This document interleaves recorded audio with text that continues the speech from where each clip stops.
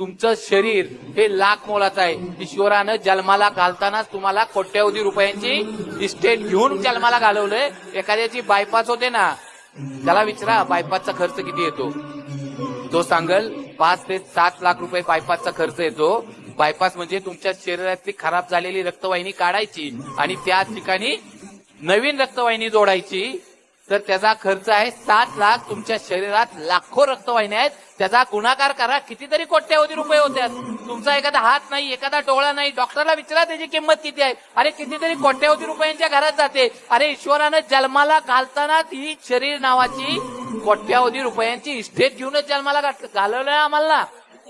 आम्हाला ही नाही जपता आली तर आयुष्यात काय करणार आहे आम्ही. तुमच्या घरात आम्ही एखादं काम करायला माणूस लावू शकतो, आमच्या गाडीला आम्ही ड्रायव्हर बघू शकतो, आम्ही आमच्या दुकानात माणूस ठेवू शकतो, परंतु आजारी पडल्यानंतर बेडवर एखादा माणूस तुमच्या जागी रिप्लेस देऊ शकता का. तुमचं आजारपण हे तुम्हालाच काढावं लागतं. त्यामुळे जे दिलंय ना आम्हाला ईश्वरानं, ते जपण्याचा प्रयत्न करा.